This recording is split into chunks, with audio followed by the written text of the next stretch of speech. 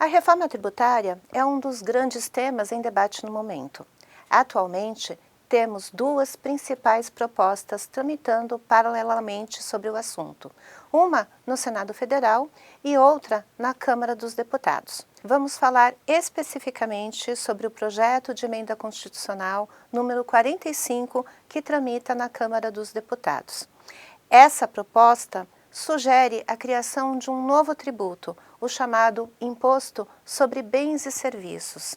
Para saber que tributo é esse e como ele impactará nossas vidas, vamos conversar com o nosso especialista em Direito Tributário, Dr. Eduardo Fleury. Dr. Eduardo Fleury, afinal de contas, o que é esse IBS? Marta, o IBS é um imposto sobre o valor agregado, que nós chamamos, né? E a grande vantagem dele é que ele vai substituir os impostos que a gente tem hoje. Muitos dos impostos que a gente tem hoje, na verdade. Então, a gente vai substituir o ICMS, o IPI, o PIS/COFINS e o ISS.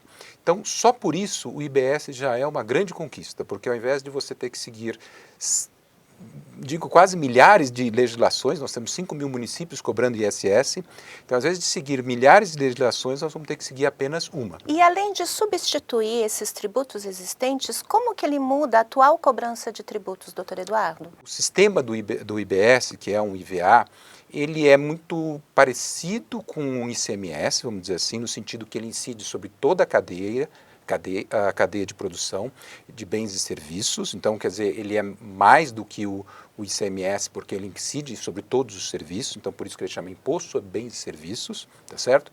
E incide sobre toda a cadeia produtiva, de tal forma que a cada etapa da cadeia somente vai se cobrar sobre o valor adicionado. E a gente chama que esse imposto ele vai sendo empurrado desde o início da cadeia até o final, quando chegar ao consumidor, para que o consumidor acabe arcando com esse imposto. Na verdade, o imposto, o IBS, como um IVA, é um imposto sobre o consumo, quer dizer, o consumidor é que vai acabar arcando com esse imposto.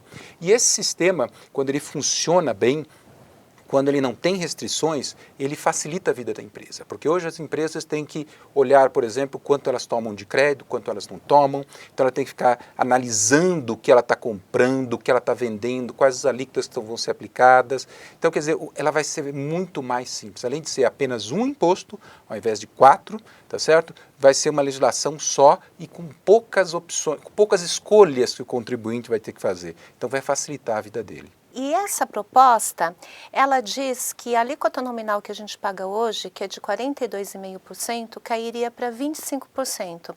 Isso quer dizer que o consumidor vai pagar menos impostos?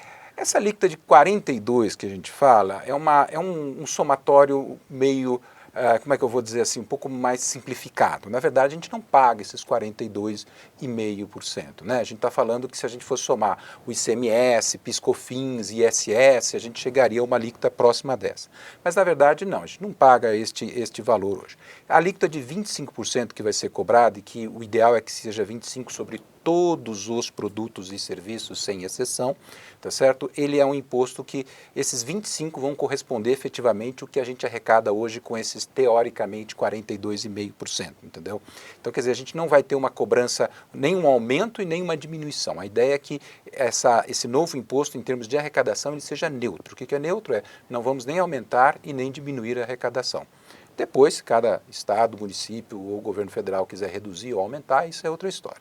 Mas a ideia inicial é que ele seja absolutamente neutro em termos de arrecadação. Se não vai diminuir a cobrança de impostos para o consumidor, por que fazer essa mudança, doutor Eduardo? Olha, se a gente for olhar do ponto de vista do consumidor, ele vai ter uma vantagem que ele vai olhar todos os bens e serviços que ele tem e teoricamente todos os bens e serviços vão ter a mesma incidência de imposto.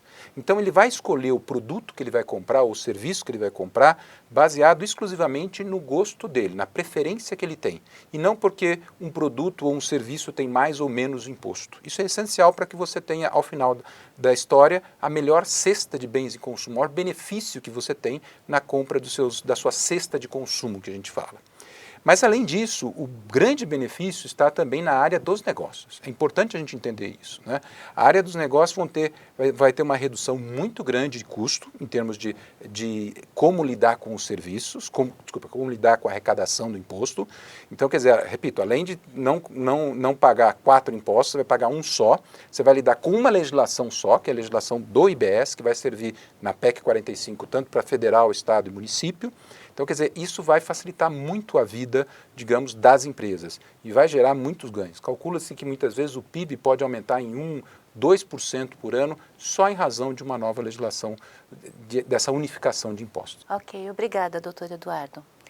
Acompanhe outras notícias sobre reforma tributária no site e nas redes sociais do Valor Econômico.